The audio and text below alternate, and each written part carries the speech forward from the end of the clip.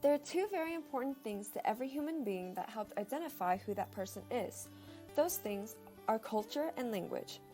Each individual associates with a certain culture and language, so the question that arises is, what happens then when a person is bilingual? If a person is bilingual, does that mean that there's loss of one language and therefore loss of one culture? Let's explore this topic a little bit deeper. Let me introduce you to, well, myself. This is me, Brittany Tran. I live in Colorado, a born American. I speak English, I go to an English-speaking school, and I practice the American culture. Brushing my teeth twice a day, going to the movies with my friends, and dressing as what you would call a basic white girl. Anyone who knows me, however, or even looks at me can tell that I am definitely not white.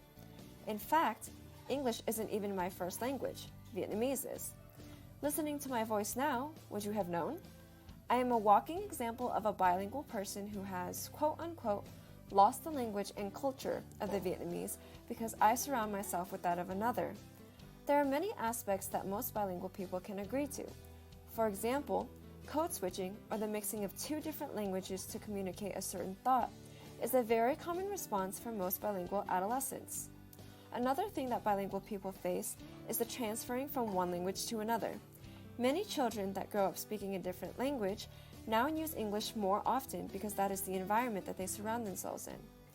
In fact, according to a survey I conducted of 25 bilingual people, including different ages of those with Vietnamese, Korean, Chinese, Mexican, or Filipino backgrounds, 83% of teens or children consider English their primary language, and 100% of children say the same. Simultaneously, over half of the adults said that they used to think in their native language, but after being exposed to English long enough, transferred their language of thought. Therefore, many face the question, am I still considered bilingual? The definition of being bilingual is having the ability to speak two languages fluently. However, this definition does not involve the ability to read or write.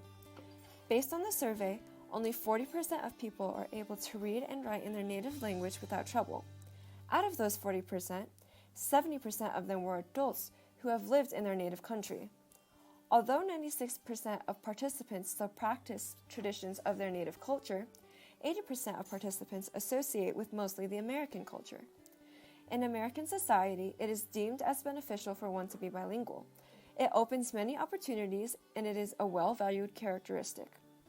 But is this characteristic truly valuable enough to the point where it alters and even possibly takes away the former culture and identity of a person?